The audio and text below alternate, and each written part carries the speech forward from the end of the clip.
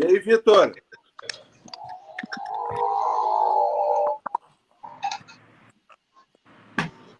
Ao vivo.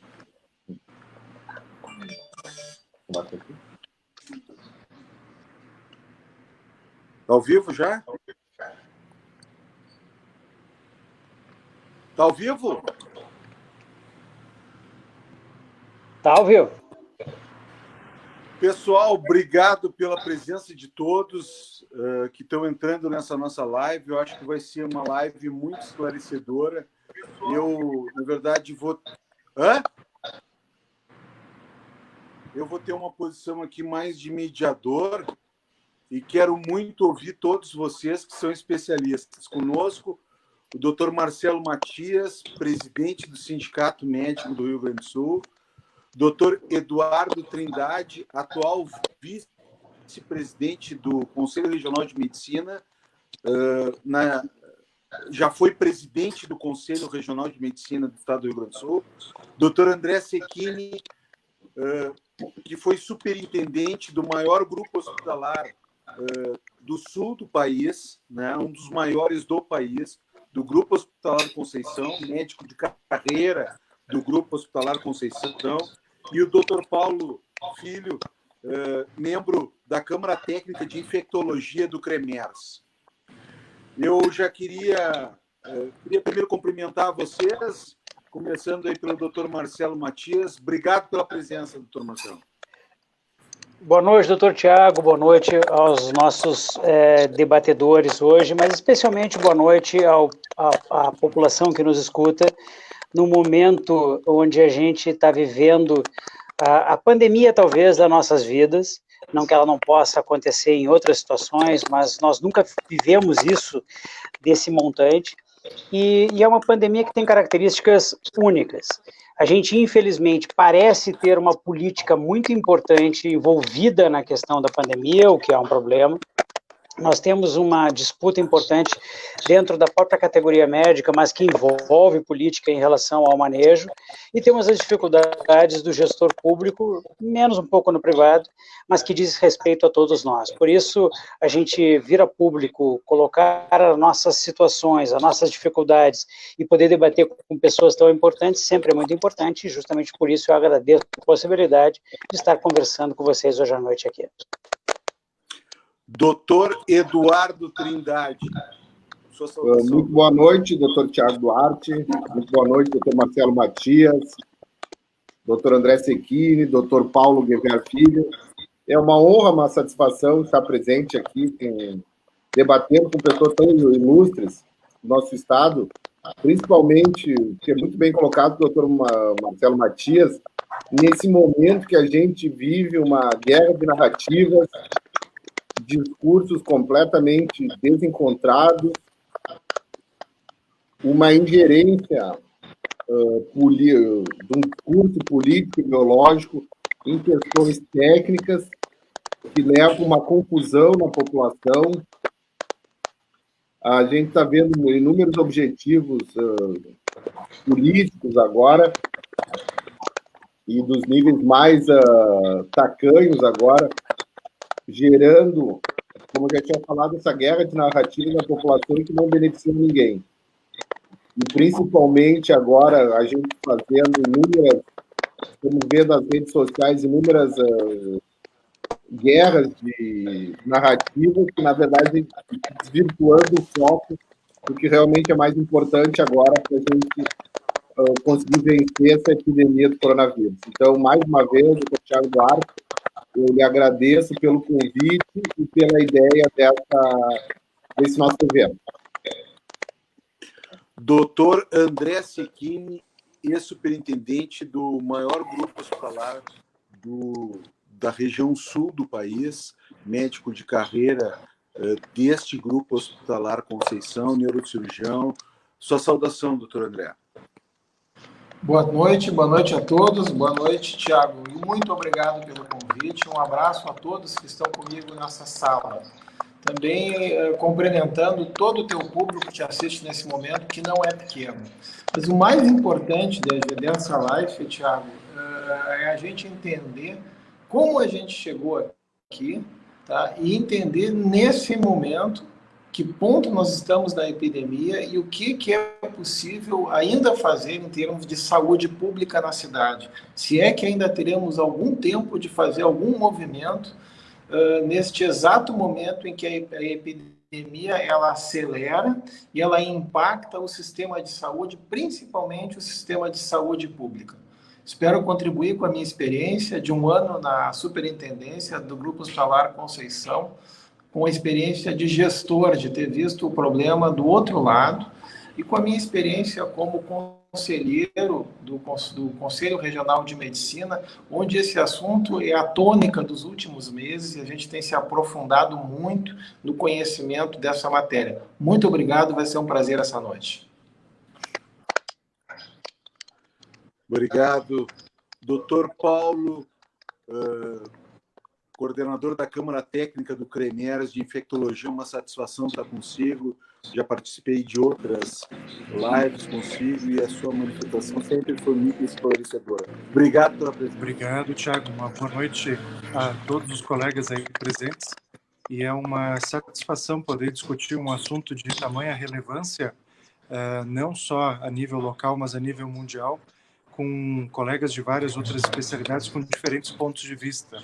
Sempre abordando a questão pela visão científica, né, pela ciência, que nos norteou até o momento e que tem trazido muitos resultados positivos, apesar de a gente não conseguir evitar um número maior de doentes e de mortes, infelizmente, mas com certeza o método científico, a medicina baseada em evidências, nos ajudou a salvar dezenas, se não centenas de milhares de vidas no mundo inteiro, né? É importante a gente relembrar alguns pontos importantes da pandemia, principalmente aqui no nosso estado, que agora enfrenta um momento de elevação, de aceleração no número de casos, né? Infelizmente também com o aumento na lotação de unidades de tratamento intensivo, que é um dos indicadores do tamanho da epidemia, e também relembrar os pontos chaves que vão nos ajudar a enfrentar essa pandemia da melhor maneira. E eu cito sempre entre eles a questão do engajamento da população nas medidas de prevenção, que sabidamente são efetivas e que funcionaram em outras pandemias e está funcionando nessa pandemia também.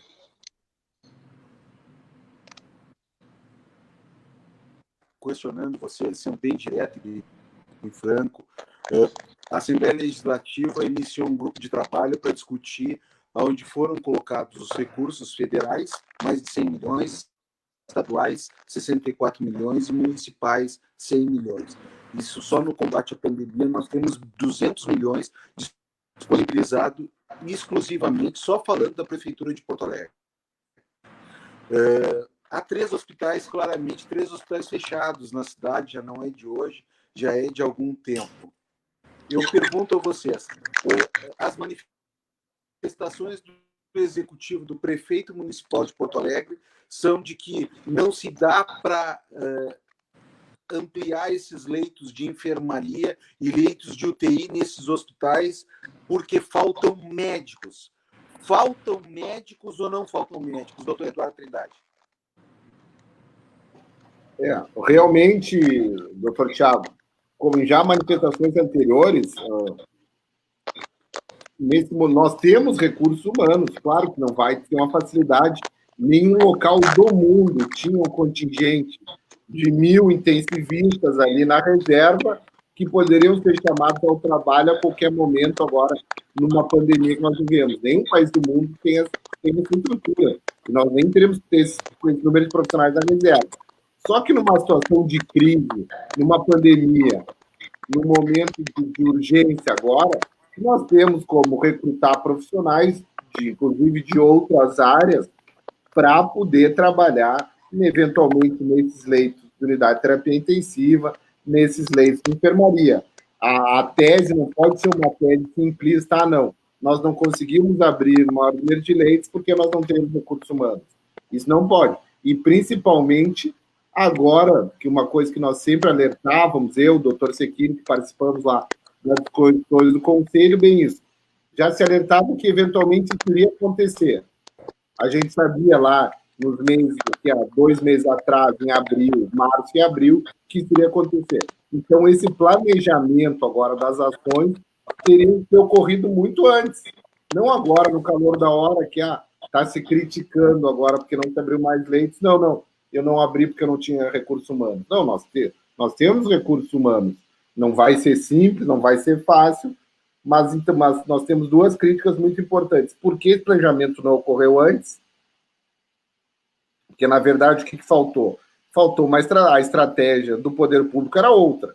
Era vamos tentar diminuir essa curva, achatar essa curva, que era uma pressão que se falava, não vai ser necessário ocupar tantos leitos.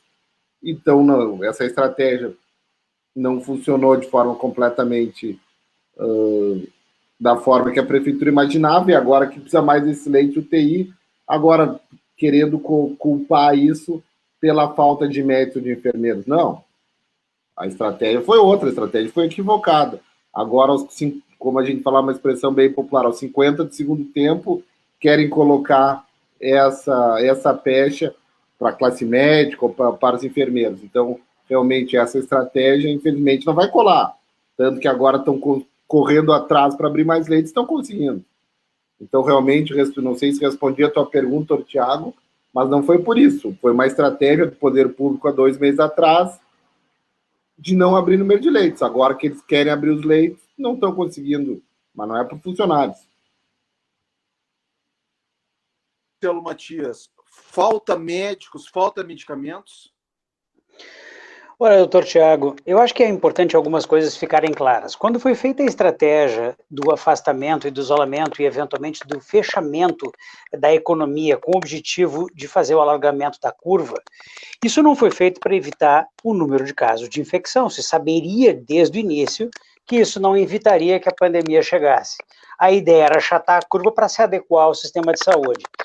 E agora que a pandemia chegou, quer dizer, agora que a incidência subiu, nesse período todo, só para não perder, todos os políticos do estado do Rio Grande do Sul se alvoroçaram de que eram os que estavam melhor manejando a crise. Só vamos lembrar, lá atrás a gente já dizia que era óbvio que nós estaríamos empurrando ela para dentro do inverno. Então não há nenhuma surpresa de que nós estamos hoje com o auge da pandemia, porque desde o início nós dizíamos precisamente isso. Nós estamos saindo do verão, vamos entrar no inverno e as doenças do inverno vão se somar à pandemia. Com relação ao número de médicos, acho que é importante, doutor Tiago, a gente lembrar que dentro do hospital de clínicas eles tinham aberto 50 leitos a menos, mais ou menos, do que tinham prometido, e a justificativa foi que faltava médicos. E aí isso gerou uma grita dentro das entidades, o Conselho Regional de Medicina, o Sindicato Médico atuaram conjuntamente nesse sentido, e estranhamente apareceram os médicos e os leitos abriram. Portanto, eu acho, como tudo na vida, que é uma questão de decisão política. Então eu vou dar uma ideia para os gestores, especialmente para a Prefeitura de Porto Alegre. Se ele julga que está faltando médicos, eu quero dizer que o Estado de São Paulo, o Estado do Rio de Janeiro, Nordeste, o Amazonas, chamou profissionais de saúde, médicos e outros do país inteiro, e é justamente por isso que a Prefeitura recebeu mais de 200 milhões de reais para tratar a pandemia. Não foi para guardar dinheiro, não foi para nada. Foi para, se for o caso, chamar profissionais de onde tiver que chamar, como todos os outros estados, ou pelo menos aqueles que precisaram, fizeram, e há recursos para isso. Então me parece muito simplista eu atirar no início os louros para dentro da gestão e quando eu tenho a dificuldade, o ônus para a ausência de profissionais.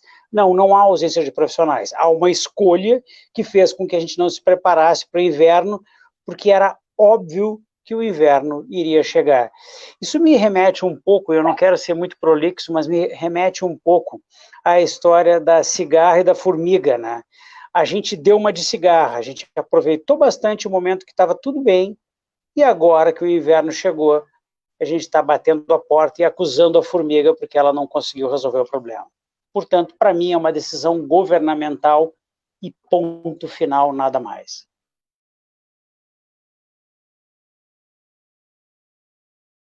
Remédios em Porto Alegre para evitar o lockdown. O que a prefeitura poderia ter feito de diferente? Doutor André. Eu não, Marcelo, Thiago, estão me escutando? Sim. Tiago, assim, eu não vou ser repetitivo, tá? Mas, assim, o que faltou, tá? Faltou o entendimento dessa crise toda. Realmente, naquele momento inicial, talvez não se entendesse o volume de informações e de problemas que nós teríamos. E esse volume não foi readequado momento a momento, conforme a pandemia foi se desenvolvendo, tá? Muitas coisas poderiam ter sido feitas diferente dentro do planejamento. Entre elas, tá, a abertura de novos leitos. Eu só queria colocar um outro elemento, que não foram abertos tantos leitos assim. O que foi feito? Foi determinado que algumas UTIs parassem de atender patologias que usualmente eles atendiam, infarto do coração, derrame cerebral, para que eles pudessem atender exclusivamente ou preferentemente COVID. Então não houve um acréscimo tão grande em leitos de UTI. Houve um acréscimo, sim, de fato, mas houve uma reorientação dessas UTIs. Nesse princípio, se deveria ter sido planejado melhor para esse momento que a gente está chegando, que é a aceleração, a inclinação da curva de uma maneira ascendente, que a gente possa ter leitos disponíveis para esse momento. Quais os movimentos que poderiam ter sido feitos e quais os movimentos que ainda podem ser feitos. Montar uma UTI é uma coisa muito complicada. Há necessidade de equipamentos, de pessoal treinado, de médicos, enfermeiras, técnicos e uma grande quantidade de material. Tá? Nesse momento, o que se pode fazer? Pegar um hospital que ele já tem essa estrutura pronta, um hospital geral, e adequar rapidamente o espaço desse hospital para leitos de alta complexidade em UTI. Pode-se pegar hospitais que já existem, o próprio Conceição, pode pegar hospitais que não estão operando, que estão prontos. Por exemplo, o Hospital Parque Belém. Ele tem uma UTI que está pronta, não precisa nem adaptar nesse caso, simplesmente abrir essa UTI. Com relação à pergunta anterior, Tiago, se faltam médicos. Não falta. Falta planejamento. É óbvio que nesse momento a gente não tem pessoas, a nossa sociedade, a nossa estrutura médica, ela não tem pessoas com o título de especialista em terapia intensiva. O que deve se fazer? Deve-se pegar médicos afeitos a essa especialidade, mas que não têm o título de especialista, por exemplo, cardiologistas, clínicos, médicos internistas que têm essa propensão, que sabem cuidar de pacientes e fazer um treinamento, se é que precisa, para que esses pacientes consigam, para que esses médicos consigam trabalhar nesse momento, não em definitivo, temporariamente, nesse estresse que o sistema de saúde tem desenvolvido. Então, isso é que tem que ser feito. Tá? É possível fazer isso? É possível ainda. Já devia ter sido feito? Claro que já devia ter sido feito. Os médicos deviam estar treinados e sabendo onde eles vão trabalhar. Tá? Outra coisa, há necessidade também desses valores, doutor Tiago, que o senhor colocou aí algo em torno de 200 milhões, de reforçar o salário dessa gente, de reforçar o salário das enfermeiras, de reforçar o salário dos técnicos de enfermagem que estão na linha de frente do Covid. Essas pessoas, elas também vivem, elas precisam também da questão financeira, não só do nosso reconhecimento que tem existido, mas parte desse valor deveria ter sido empregado para essas pessoas que estão lidando, que estão expondo a sua vida nesse momento de crise, principalmente nos dias de hoje. Faltam médicos intensivistas, faltam médicos infectologistas para acompanhar esses pacientes nas enfermarias? Tiago, faltam especialistas em terapia intensiva. Tá? De fato, tá? Para o médico que faz terapia intensiva, ele é um profissional muito dedicado e essa especialidade é uma especialidade muito concorrida. muitos entram e poucos são formados, porque a oportunidade de formação ela é pequena no Brasil inteiro. Mas nós sabíamos que chegaríamos nesse ponto. Nós sabíamos que muitos médicos desses não conseguiriam atuar no Covid por ser grupos de risco, tem que se afastar da linha de frente. Há necessidade, então, de médicos bem formados e médicos jovens. O que acontece? Se abriu uma série de UTIs por aí, ou mesmo UTIs que foram adaptadas ao Covid, e não houve a reposição desses médicos. Qual é o movimento que deveria ter sido feito? Treinar profissionais afeitos à especialidade para que pudessem, nesse momento, assumir essas UTIs. Esse movimento, isso não é uma ideia minha, uma ideia nova. Em outros locais, nos Estados Unidos, na Inglaterra, onde eles tiveram o mesmo problema. Eles tiveram o mesmo problema há 6 meses atrás, há 4 meses atrás. Era só olhar como é que eles resolveram o problema e aplicar aqui. Uma das medidas que eles fizeram para sanar essa, entre aspas, falta de médico, justamente é o treinamento de profissionais qualificados para exercer a atividade de terapia intensiva neste exato momento, nesses próximos meses, onde a epidemia se eleva rapidamente. Doutor Paulo. Doutor Paulo, me ouve? Doutor Paulo. Estou ouvindo bem agora. Doutor Paulo, faltam médicos para atender nas UTIs, para atender as enfermarias, faltam infectologistas para ajudarem nesse processo da pandemia? Essa é uma pergunta muito importante, Tiago. Como os outros colegas que me antecederam expuseram muito bem os motivos, havia um histórico das experiências de outros países e do Brasil também, de outras regiões que começaram a enfrentar a epidemia de uma maneira mais forte antes de nós. E isso nos leva a fazer um planejamento e uma estratégia de um preparo para o momento de circulação maior do vírus, que é o que nós estamos enfrentando agora. Claro que os especialistas, como infectologistas, médicos intensivistas, emergencistas, são profissionais de número ainda reduzido para atender uma demanda tão grande quanto essa. Em nenhum lugar do mundo se conseguiu profissionais em número suficiente para atender essa demanda. Mas como o colega Secchini colocou muito bem, existem várias estratégias que esses profissionais, por exemplo, médicos hospitalistas, internistas, da medicina interna, pneumologistas, infectologistas, eles podem trabalhar em grupos com a assessoria de médico intensivista, mas isso tem que ter um certo preparo para esses profissionais que são mais afins desses cuidados intensivos poderem desempenhar com satisfação e com qualidade esses cuidados. Então, nesse sentido, embora não haja muitos profissionais, mas a utilização desses profissionais poderia ter sido melhor pensada para que estivessem prontos para atender um aumento de demanda, como a gente viu em vários outros cenários.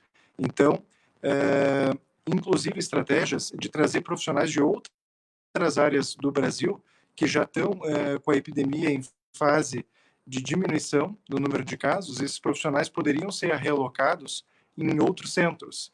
E também a questão da abertura de barracas, tendas, enfermarias, isso ajuda um pouco, mas a grande carência é por leitos de UTIs. Então, como o colega Secchini também colocou muito bem, hospitais que já estão prontos, que já têm vários serviços que dão suporte aos cuidados intensivos desses pacientes, como laboratório, bloco cirúrgico e várias outras especialidades da área da saúde que servem para tratar as intercorrências desses pacientes, que são muitas, e internações prolongadas, esses hospitais são os mais indicados para ter um aumento do número de leitos como uma primeira tentativa para enfrentar esse aumento de demanda. Então, nesse sentido, a gente tem que explorar bem essa alternativa antes de começar a pensar em outras alternativas. Obrigado, doutor Paulo. Doutor Eduardo, vamos fazer um bate-bola aqui bem objetivo. A UTI pode funcionar com médicos de outras especialidades que não os intensivistas? Como é que o Conselho Regional de Medicina vê essa questão? Na verdade, o Conselho Regional de Medicina segue uma resolução do CFM, se eu não me engano, se é de 2014 ou 2015, que estabelece que as UTIs podem funcionar com médicos não especialistas em medicina intensiva, principalmente com médicos, como o Dr. Secchini comentou antes, de áreas afins. Só para esclarecer, até nenhum país do mundo teria contingente grande de médicos intensivistas. Só para esclarecer a população que está nos assistindo, para formar um médico intensivista se demora no mínimo 3 anos de residência médica. Ele faz faculdade, 6 anos de faculdade, depois faz 2 anos de alguma ou especialidade, ou clínica médica, ou cirurgia geral, ou anestesia, e depois parte para a especialidade de intensivismo, que é uma especialidade relativamente nova, se eu não me engano, é 98 ou 99, que surgiu como especialidade, que abriu as primeiras residências médicas.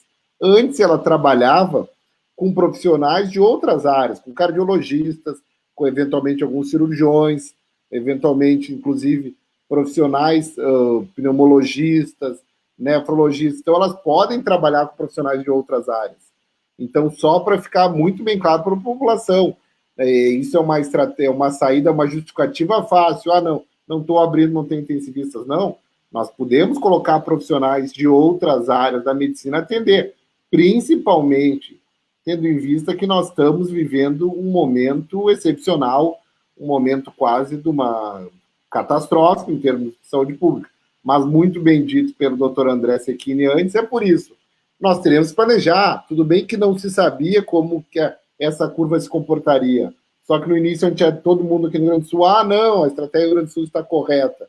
Mas, na verdade, nós não tínhamos chegado à onda aqui no Rio Grande do Sul. Então, nós temos uma frase antiga, até não sei quem serviu aqui sabe essa frase, treinamento difícil, missão fácil, vamos nos preparar para o pior, para daí quando o pior realmente acontecer, nós vamos estar preparados. E não agora ser pegos tendo que conseguir abrir leitos de UTI, que não são fáceis de abrir, como o Dr. Secchini falou, tendo que abrir em 24, 48 horas, ficar abrindo leito de UTI. Daí sim, realmente não vai ser fácil encontrar RH, não vai ser fácil encontrar aparelhos de ventilação mecânica, nem local de área física para isso, né? E muito bem dito pela Alessandra, a enfermeira Alessandra aqui lá do GHC, não é assim para treinar alguém para usar um aparelho de ventilação mecânica. Precisam ser profissionais especializados ou treinados para isso, né? Mas respondendo curto e grosso, Thiago, pode profissionais de outras áreas trabalharem em UTI. Isso é válido, tem resolução, inclusive de CFM, que estabelece isso.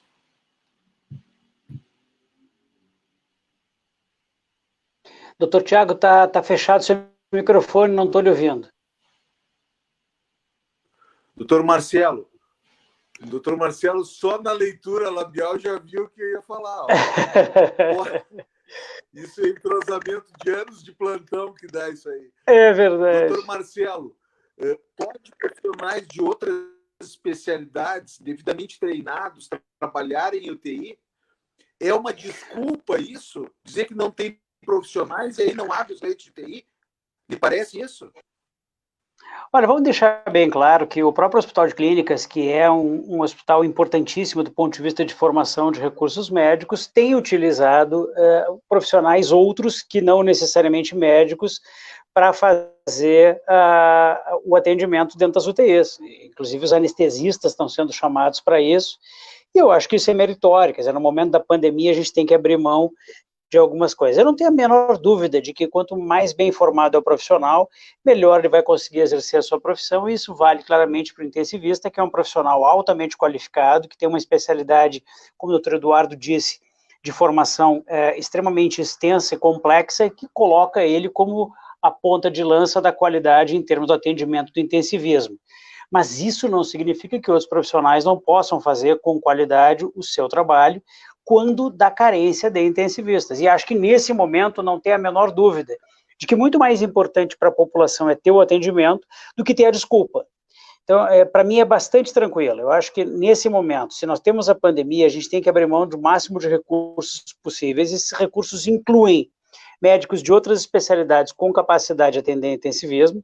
Certamente não vamos ser nós, né, doutor Tiago, ginecologistas, provavelmente não teremos essa capacidade, mas eu tenho certeza que a grande maioria daqueles que fizeram residência em clínica médica ou de que são residentes no momento em clínica médica, e mais do que isso, não vamos esquecer que no país, em vários locais onde eu tenho uma abundância de médicos especialistas, a pandemia já está em fase de arrefecimento.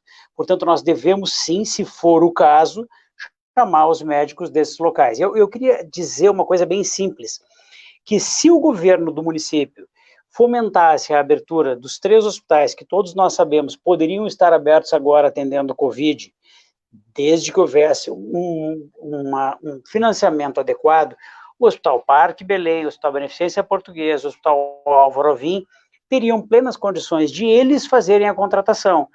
Portanto, basta que se faça o financiamento para esses hospitais abrirem. Eu não estou dizendo que é fácil, eu apenas estou dizendo que, por exemplo, o Hospital Beneficência Portuguesa e o Hospital Parque Belém tinham UTIs montadas, e, portanto, bastava colocar o hospital e dar o financiamento para isso. Portanto, é sim uma questão de decisão. Podem faltar profissionais que sejam específicos da área, mas vários outros profissionais podem atender com nível adequado de qualidade, e todos nós que vivemos a medicina há mais tempo, vimos o surgimento dessa especialidade, que é uma especialidade incrível, mas antes do surgimento da especialidade de intensivismo, todos nós éramos atendidos por clínicos que tinham formação e experiência em UTI. Portanto, eu não vejo por que no momento de crise de pandemia, esse recurso seja válido e seja utilizado. Doutor André Cecchini, a UTI pode funcionar com outros profissionais que não intensivistas, claro que devidamente treinados? Pode, Tiago. Alô? Com certeza pode, mas eu só queria discordar do doutor Marcelo, que ele diz que eles não poderiam atender em UTI por serem gineco, obstetra. Então, o Marcelo é gineco, obstetra, o doutor Tiago também é gineco, obstetra. Mas eu tenho certeza que, graças ao Marcelo, a formação dele, do doutor Tiago, eles bem treinados iam fazer um bom papel na UTI. Precisava, como o doutor Paulo falou, de alguém apoiando ele ali nas decisões, mas eu tenho certeza que eles não iam fazer feio se precisasse fazer um plantão na UTI. Creio que eu faria mais feio se tivesse que fazer um plantão gineco-obstétrico. Mas, nesse momento, eu acho que rapidamente teria que solicitar a presença desses médicos nesse ambiente de UTI e tentar mais rapidamente agora, segunda-feira dessa semana, localizar esses profissionais tocados a essa especialidade e que pudessem atender no ambiente de UTI e se preparar rapidamente para a criação de novos leitos. Temo eu que essa epidemia deve aumentar nos próximos dias. E a notícia de hoje é que o sistema de UTI público está saturado, as UTIs estão praticamente lotadas, com lotação acima de 90%, 95%, e a tendência é que essa quantidade de pacientes ainda aumente um pouco mais, tá? Saturando o sistema. Então, deve-se pensar em como resolver isso. Tá? Um exemplo muito bom que a gente tem escutado aí é a Brigada Militar, que tem um hospital próprio, tem um público próprio, e eles estão inaugurando essa semana, se não me engano, mais 20 leitos para o pessoal da Brigada Militar, né? E seus familiares. Né? E eles estão atentos ao problema e estão tentando, da maneira que eles têm, com recursos próprios dele, abrigam, se não me engano, são 20 leitos, o que dobra, o mais que dobra a quantidade de atendimento que eles já têm no Hospital da Brigada. Então, esse exemplo que vem da Brigada Militar, ele devia ter sido seguido, e ainda creio que ainda dá tempo, de colocar alguns hospitais em funcionamento dentro desses moldes que foi colocado aqui anteriormente pelos outros debatedores. Doutor Paulo, a UTI pode funcionar com outros médicos que não intensivistas, outras especialidades podem suprir, devidamente treinados, pode suprir essa função?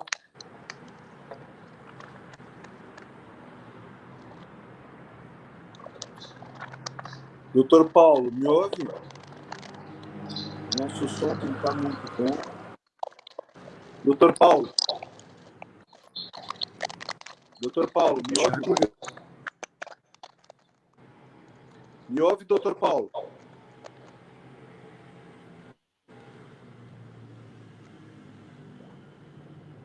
Então, enquanto aguardamos... Eu acho que... Doutor Eduardo, o aumento... Só para poder esclarecer para a população... Doutor Eduardo, o aumento no número de leitos de UTI e de enfermarias salvam ou não salvam vidas? Certamente salvam vidas. Né? Quanto maior a nossa capacidade de leitos de UTIs, melhor vai ser a nossa capacidade de a gente diminuir a mortalidade. Né? O que não pode ocorrer é o colapso do sistema de saúde e ocorrerem mortes sem assistência médica. A gente sabe que vai aumentar o número de casos de coronavírus, vai aumentar, inclusive, o número de mortes. O que nós queremos evitar é aquelas mortes sem assistência médica. Deixar muito bem claro para quem está nos ouvindo. Claro, a estratégia de aumentar a leite de UTI não é a única. Ela vem dentro de um conjunto de várias estratégias, inclusive manter a questão que eu até usaria uma expressão mais distanciamento social, manter distanciamento físico, uso de máscara, higienização das mãos. Só que dentro dessas estratégias também está contida a abertura de maior número de leitos de UTI e maior número de leitos de enfermaria, o que infelizmente a gente viu que não ocorreu. Poderiam ter se aberto mais leitos de UTI e mais leitos de enfermaria. Até porque, como a gente vem falando, as outras doenças continuam, as pessoas dão atendimento. Então, podemos direcionar para outros hospitais de menor complexidade, casos mais simples, né? Doutor Marcelo, aumentar o número de leitos de UTI e aumentar o número de leitos de enfermaria para tratar Covid, salva a vida ou não salva? Olha, não tenho dúvida alguma, doutor Tiago. Pensem sob a ótica do indivíduo que vai para a porta da emergência e simplesmente ele não tem para onde ir da emergência, porque na emergência ele vai ser recebido e depois disso ele não vai ter como ter o seu encaminhamento. Ele vai fazer mal para ele mesmo, que vai ter um atendimento piorado, e vai fazer mal para o próximo, porque queira ou não queira, vai ser um ambiente onde a gente vai ter a disseminação do vírus.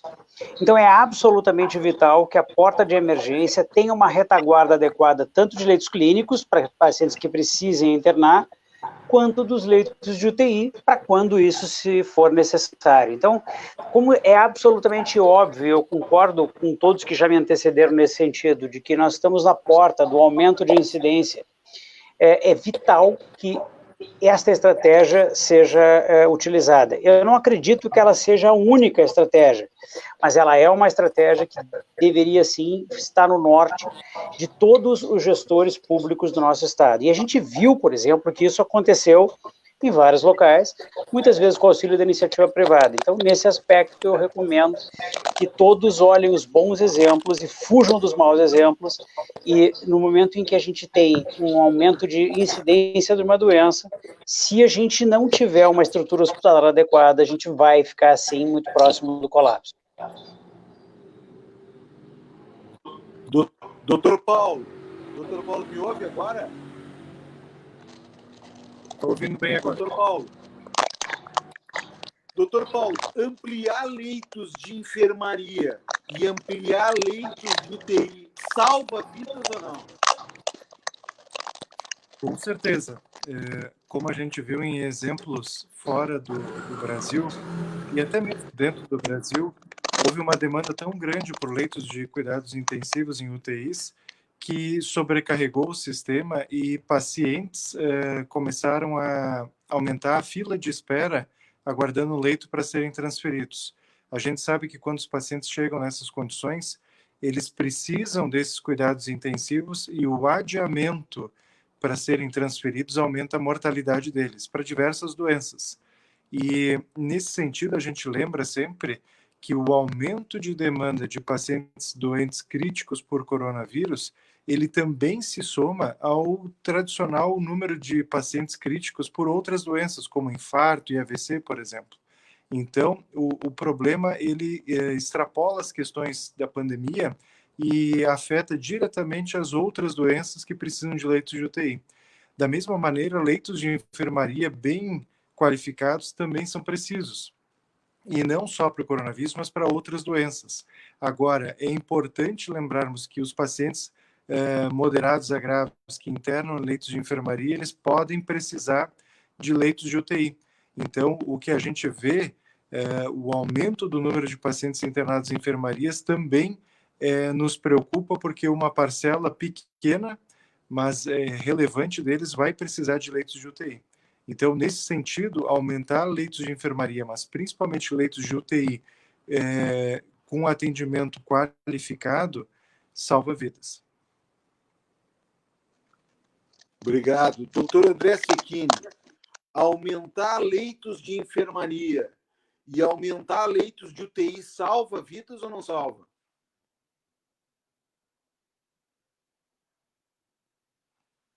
Foi dito aqui, salva vidas, tá? E principalmente transfere uma tranquilidade à população, né? A UTI, todos sabem, em qualquer caso, quando bate a cabeça, quando tem um infarto, é o melhor local para essas pessoas. No momento que a população sabe que não tem esse acesso, ou que esse acesso tá elevado, tem muita lotação, a população se sente insegura e com razão. Tá? Mas eu também queria, doutor Tiago, fazer uma outra provocação que a gente tem falado, que a gente sabia que ia chegar nesse momento e agora a gente estamos chegando, tá? Que é esse afluxo à UTI. Mas a gente também sabe que daqui a 6 meses, 4 meses, tem uma quantidade de pacientes que estão represados em suas patologias, que não estão sendo atendidas em função do Covid, quer por falta de pessoal, quer simplesmente por fechamento para evitar a circulação. Pacientes com doenças traumatológicas, com artrose de joelho, que vão precisar de prótese, problemas no quadril, que vão precisar de cirurgia, problemas na coluna, na área ginecológica, na parte de oncologia, muitos diagnósticos estão sendo protelados, e esses diagnósticos, eles aparecerão ano que vem. Teremos uma quantidade enorme de doenças neoplásicas, ou de doenças crônicas, ou de sequelas, que entrarão no sistema de saúde. Isso é planejamento. Quem não sabe que ano que vem essas pessoas vão ter que ingressar no sistema de saúde? O que está sendo feito para receber esse aporte de patologias que foram relegadas esse ano em função do Covid? Isso vai acontecer, doutor Tiago. Lá na Restinga, onde é a sua base hoje, que é o que se sabe, né, muitas pessoas estão aguardando procedimentos, estão aguardando cirurgias, onde o sistema vai acolher essas pessoas. Se tivesse feito um aumento desses leitos, inclusive leitos de UTI, que são prioritários nesse momento, poderia ser no futuro acolher esses pacientes de uma melhor maneira e tratar outras doenças, deixando um legado para a cidade, um legado no Hospital Parque Belém, um legado no Hospital Beneficência Portuguesa, um legado de aumentos do próprio Hospital Conceição ou em outros hospitais que lutam com dificuldades financeiras e poderiam ter o seu arsenal terapêutico e o seu local renovados em função dessa Covid. Isso chama-se legado para a cidade.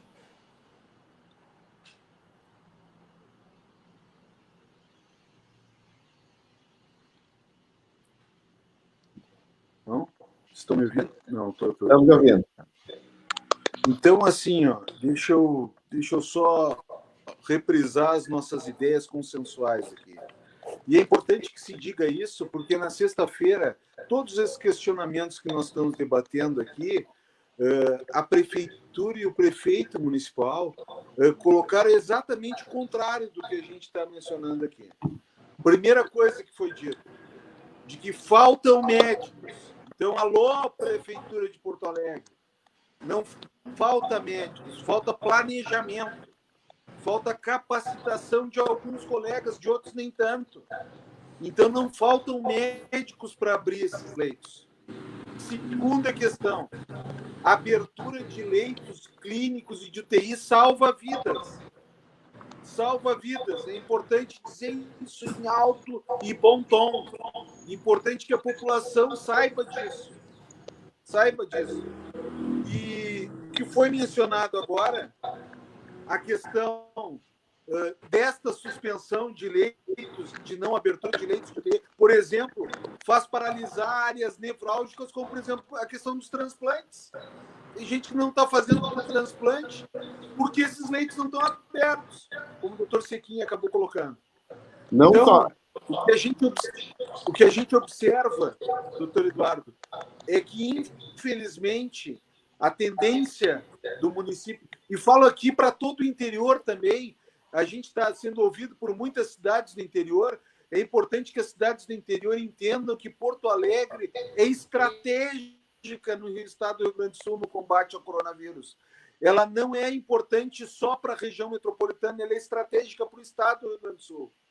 A alternativa que a prefeitura, via de regra, fala várias vezes, e falou nessa última sessão,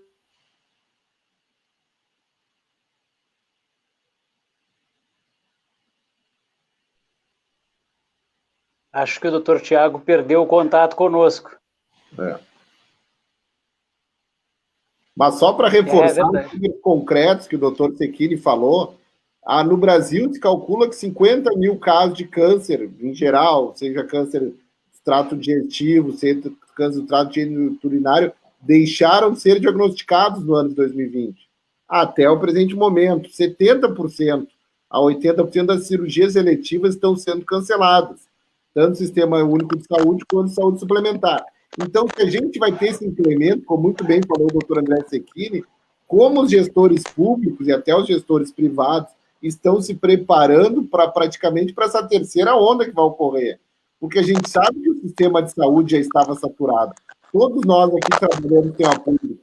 Eu trabalho no Hospital FEM, no Hospital de Clínicas, o doutor Sequini trabalha no Hospital Cristo Redentor, o doutor Tiago e o doutor Marcelo Matias trabalham no Hospital Presidente Vargas, o doutor Paulo trabalha no Moinhos de Vento. O sistema já tem essa capacidade saturada. Então, o sistema público vai ter que atender esse contingente gigante de pessoas.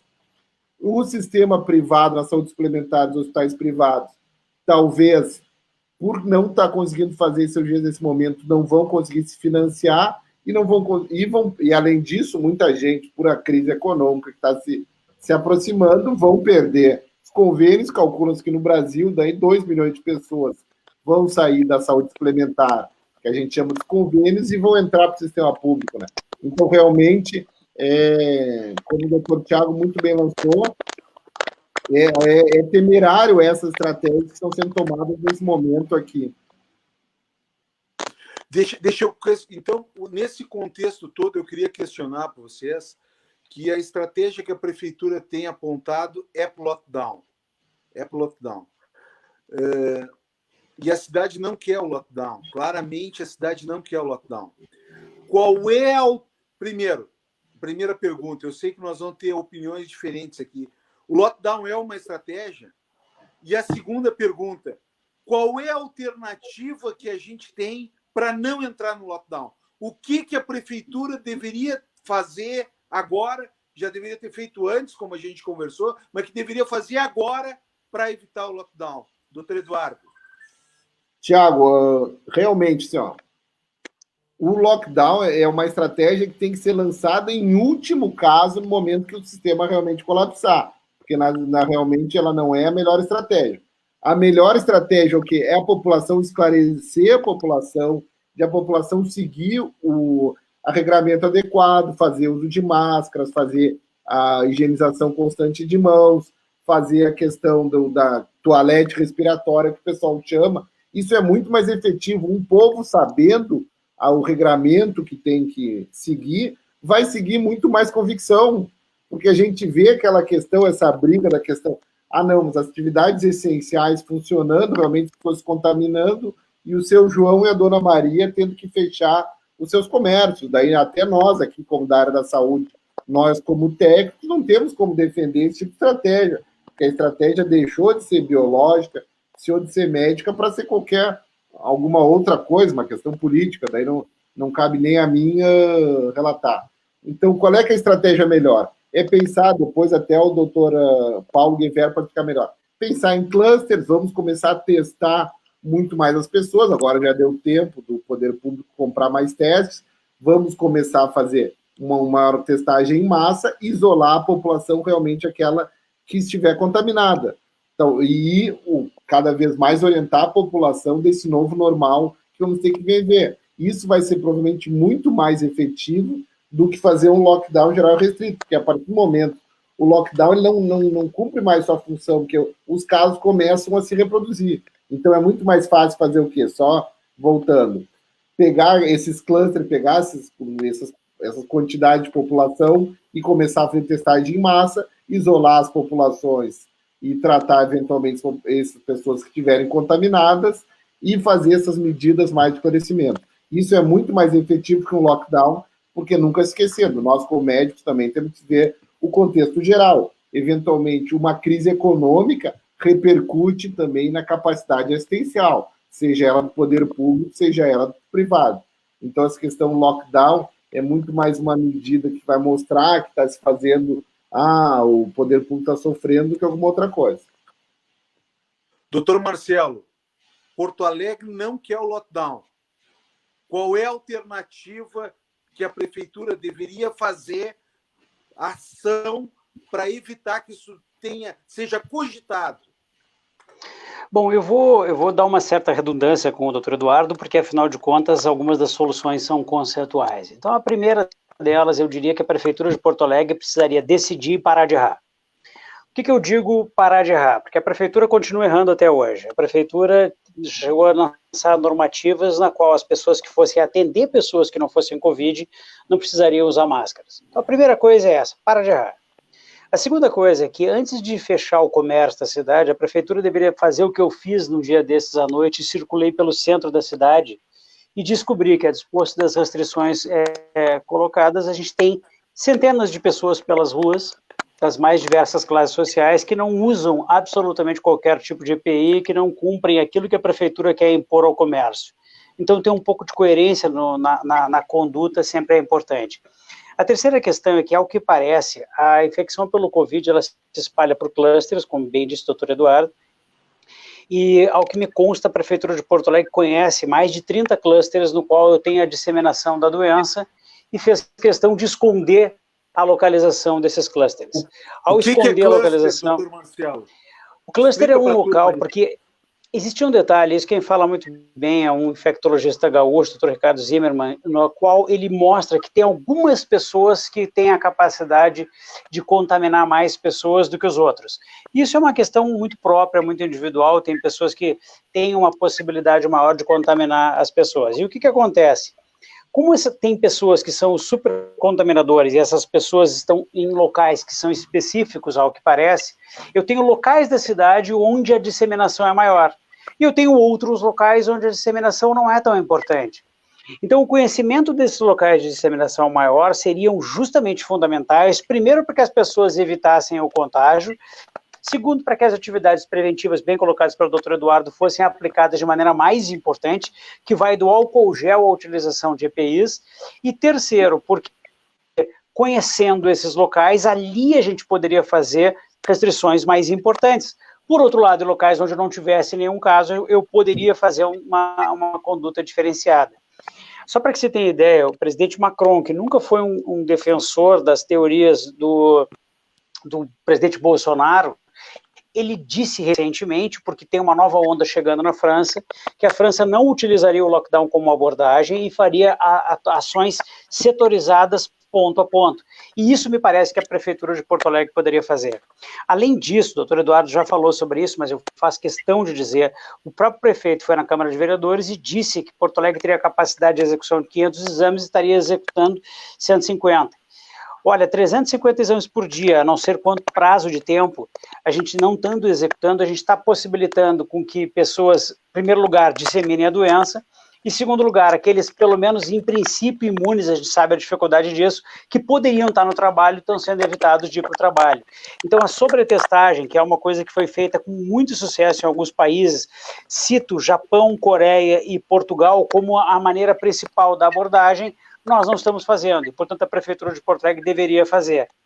Por fim, a abertura de leitos, ela deve sim ser colocada como abordagem e não a transferência completa da responsabilidade para a população, como se só a população pudesse evitar o lockdown. Porque olha só que importante, o lockdown não ocorre porque é a disseminação do vírus. O lockdown ocorre porque a proporção de infecções ultrapassa a de leitos de UTI. Mas, ora, se eu aumento o número de leitos de UTI, independente da proporção da infecção, eu não obtenho a chegada no lockdown, que é o que a Prefeitura parece defender. Portanto, a Prefeitura empurra para dentro da sociedade a responsabilidade das infecções e esquece que se ela mesma abrir leitos de UTI, eu não vou ter a necessidade de lockdown. E, por fim, eu só tenho um problema grave com o lockdown, porque ele tem uma base científica frágil. É importante que se diga isso. E além de ter uma base científica frágil, ele vai acabar matando a galinha dos ovos de ouro. Não existe sustentabilidade a longo prazo de uma economia fechada como a gente tem. E hoje ela sobrevive em grande parte graças aos recursos do governo federal, porque os demitidos estão recebendo o auxílio-desemprego. Porque aqueles que não tinham emprego fixo e estão fora, de alguma forma estão tendo algum valor do governo federal que vai acabar, que são os R$600, é a Bolsa Pandemia. Além disso, a Prefeitura recebeu muito recurso, e, portanto, a Prefeitura não está em crise. Mas essa crise vai chegar, porque o recurso vai acabar, porque o faturamento e a coleta de impostos é reduzido. Portanto, eu dei aqui muito rapidamente um conjunto de ações que a Prefeitura deveria fazer, e por isso eu sou extremamente crítico ao que foi feito até agora, porque durante todo o período inicial da pandemia eu fiz tudo para não politizar. Entretanto, a Prefeitura, junto com alguns órgãos de imprensa, tem jogado a responsabilidade do lockdown para a população ou para a categoria média, que nenhum dos dois eu considero aceitáveis, porque ambos somos vítimas desse processo e não causadores. Doutor André Cecchini, qual é a alternativa para evitar o lockdown? Recentemente já colocaram praticamente todas as alternativas, tá? Aumento de leitos de UTI, com equipamentos, com o que é possível fazer agora. O isolamento seletivo, que a gente não tem notícia, ele tem que ser feito. Na esteira do isolamento seletivo, tem que ter testagem em maior quantidade, a gente tem que saber quem está doente, quem está disseminando o vírus, isolar essas populações o mais rápido possível, tá? O lockdown tem que ser feito por quem não sabe o que está fazendo. Quem não sabe o que está fazendo, fecha. Se não sabe, fecha, porque é a última função. Agora, se tem coragem, se tem planejamento, tá? Não há necessidade de fazer lockdown nesse momento, mas tem que arregaçar as mangas e botar tudo isso em funcionamento o mais rápido possível.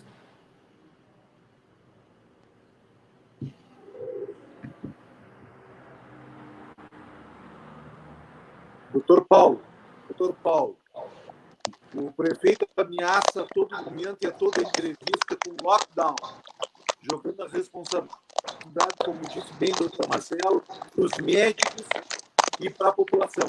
Qual é a alternativa? Como os colegas comentaram, falaram sobre diversos aspectos do lockdown, eu quero melhorar a visão das pessoas em relação ao lockdown. O lockdown, ele é uma ferramenta dentro de várias outras que se compõem uma estratégia de prevenção e enfrentamento de uma pandemia. Então, antes do início do primeiro caso aqui em Porto Alegre, todos esses cenários poderiam ser visualizados ou imaginados como possíveis. E as medidas mais efetivas são o engajamento da população nas medidas de prevenção.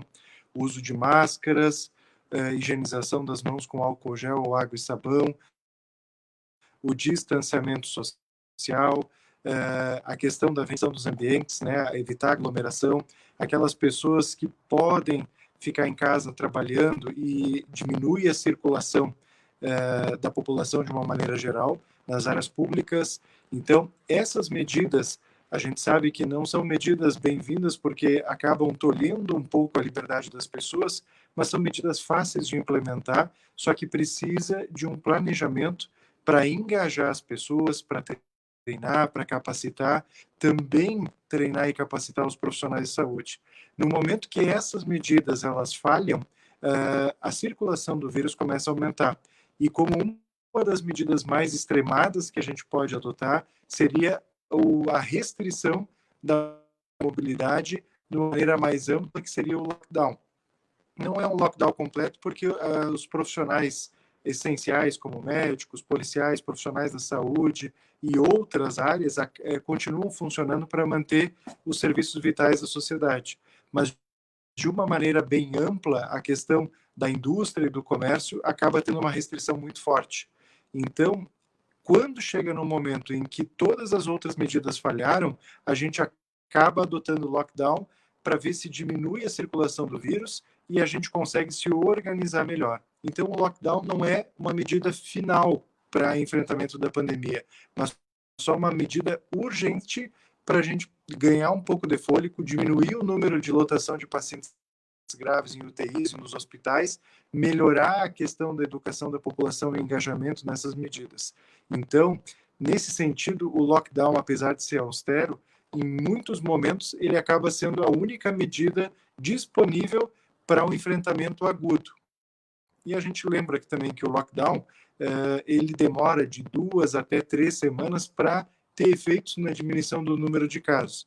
E isso, se nós imaginarmos que a questão de elencarmos medidas de prevenção para a população e não fizermos o monitoramento dessas medidas através de indicadores, a gente acaba tendo uma baixa adesão e uma qualidade muito pouca dessas medidas em termos de eficácia.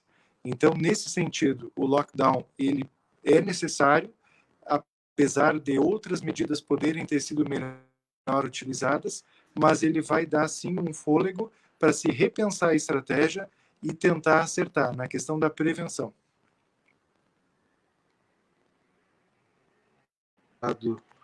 Doutor Eduardo, suas considerações finais. Muito obrigado pela presença, doutor Eduardo.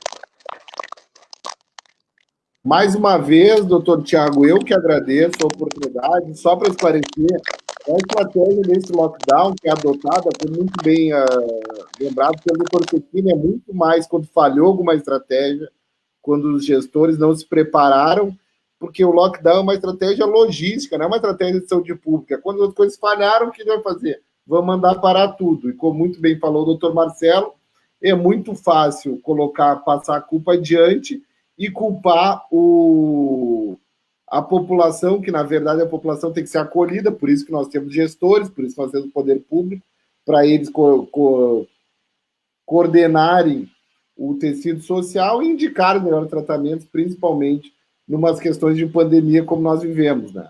Então, realmente é muito triste a gente estar vendo as pessoas não poderem, até muitas vezes, ser tolhidas dos seus direitos mais simples, do seu direito de ir e vir, do seu direito de se abrir o seu comércio, que, na verdade, tinham que se estabelecer regramentos, e não simplesmente dizer que tem que se fechar. E a gente não vê essa mesma mão militar, que a gente chama essa mano militar, com outros, com setores econômicos poderosos. A gente vê mais com o dono da lojinha ali da esquina, com o indivíduo que está sozinho. Então, só para... gostaria de agradecer, me colocar sempre à disposição, e principalmente aqui, doutor Tiago, numa live, num evento que a gente debate com tantas pessoas ilustres que a gente acrescenta informações também para o nosso dia a dia e pode contribuir para os gestores para melhorar as suas estratégias. Então, mais uma vez, muito obrigado a todos e boa noite. Doutor André Cecchini, obrigado pela presença, por contribuir aí com a sua experiência. Doutor Tiago e demais companheiros, obrigado pela companhia de vocês essa noite. Espero que a gente tenha esclarecido alguns pontos aí que realmente eles são relevantes nesse momento. O que ocorre? Tá? Todos aqui nós falamos em falta de planejamento. Tá? Ainda dá tempo de replanejar, de reorientar as ações de saúde pública da nossa cidade, a fim de minimizar e evitar o lockdown, que, como foi bem falado, ele é o resultado final de uma série de esforços no sentido de conter a disseminação do vírus. Não me parece ser o momento exato esse, e sim outras maneiras de conter esse vírus ainda são necessárias, e a gente deve enfrentar isso de uma maneira mais objetiva para evitar o pior. Tá? E, doutor Tiago, de novo, tá? Já deixa marcado uma nova live para daqui a 6 meses, para nós tratar de pós-pandemia, que não está sendo falado agora, não está sendo sequer citado nos meios internos da política. O que fazer depois que essa epidemia passar e o grau de sequela que a nossa sociedade vai desenvolver. Muito obrigado a todos.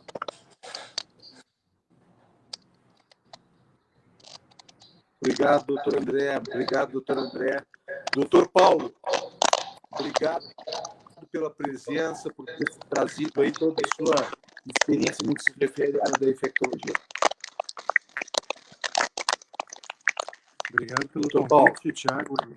Um prazer participar das considerações aí dos demais colegas.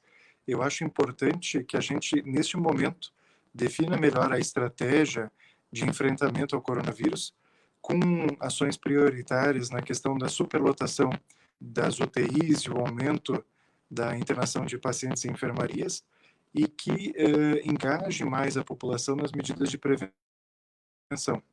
A gente sabe que a questão do lockdown ela é urgente nesse momento, mas seria muito melhor a gente não poder abrir mão dela, no sentido que a velocidade do vírus seria bem menor na população. É importante também a gente lembrar das consequências de um lockdown em relação a outras áreas da sociedade que tem um impacto muito grande, inclusive na área da saúde e em outras áreas, e que a gente possa sair desse lockdown o mais breve possível e também, paralelamente ao enfrentamento da epidemia do coronavírus, repensarmos outras medidas de enfrentamento das outras crises de saúde que estão aparecendo, como os colegas bem colocaram, a questão da diminuição da procura dos pacientes de outras doenças, como câncer, problemas cardíacos, problemas neurológicos, que estão ficando mais em casa ou que estão adiando o seu tratamento, a sua investigação, eles vão ter certamente um impacto importante, né, logo em seguida. E isso a gente tem que pensar agora em medidas eficazes para diminuir esse impacto e também oferecer cuidados de saúde eficazes para eles. Então, nesse sentido, é urgente que a gente reavalie as nossas estratégias para corrigir e evitar possíveis lockdowns no futuro, como outros países também já estão enfrentando o retorno da epidemia numa segunda onda, ou eventualmente a primeira onda não termina e acaba tendo um retorno, né, do aumento do número de casos com a flexibilização do distanciamento. É urgente que a gente reavalie isso, porque esse assunto vai nos acompanhar muito provavelmente pelos próximos meses. Obrigado.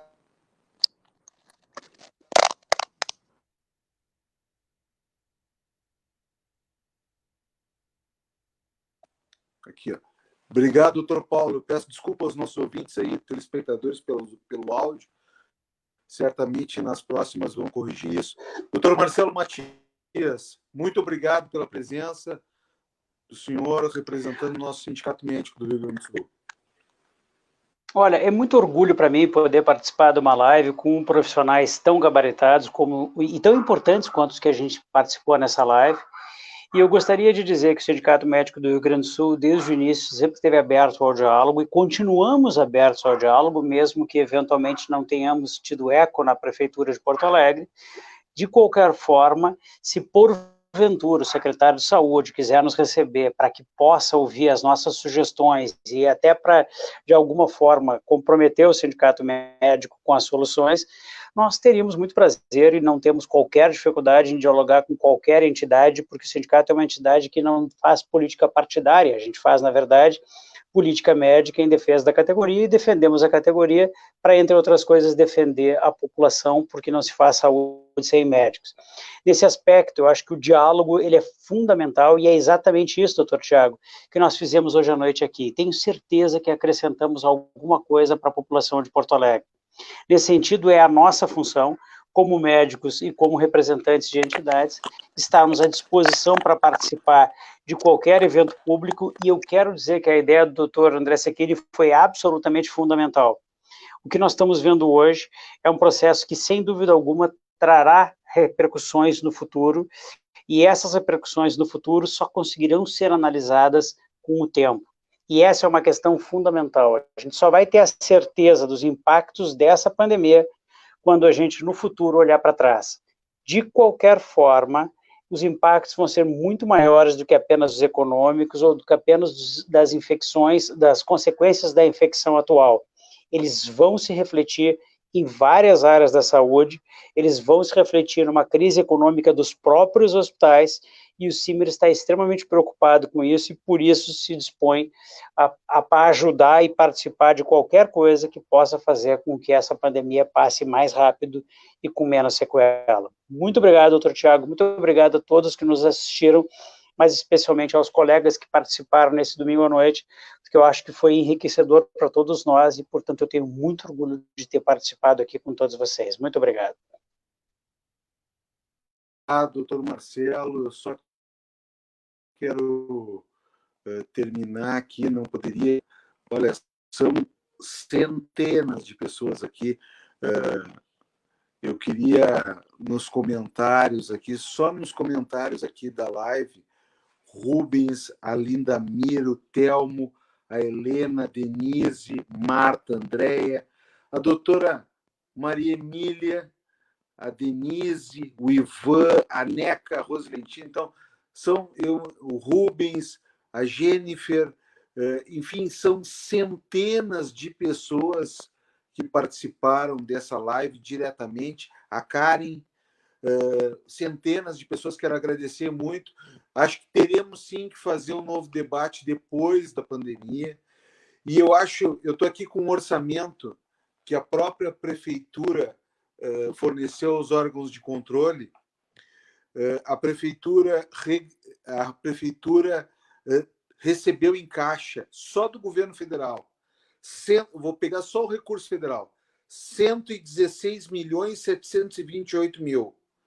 Gastou, até agora, 44 milhões. Então, ela tem um saldo aí de mais de 60 milhões de reais. Então, certamente, com esse recurso, parte pequena desse recurso, ela pode abrir os 3 hospitais, pode abrir os 50 leitos de UTI, pode abrir os 550 leitos de enfermaria, e com isso certamente vai estar nos afastando do lockdown.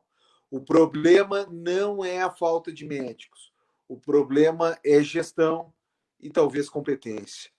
Obrigado a todos, muito obrigado, e quero deixar já o convite prévio para que vocês também participem conosco do grupo de trabalho criado lá na Assembleia por mim e pelo deputado Tiago Simon. O doutor Eduardo já está participando, quero estender aos outros também, e que vai dialogar junto com a doutora Roberta Brenner de Moraes, junto com a doutora Liliane Dreyer Pastoriza, junto com o doutor Geraldo da Camino, vai fiscalizar e vai cumprir a sua função no sentido de apontar um caminho adequado para Porto Alegre, porque Porto Alegre não quer o lockdown. Obrigado, pessoal. Um abraço. Bom resto de fim de semana a todos.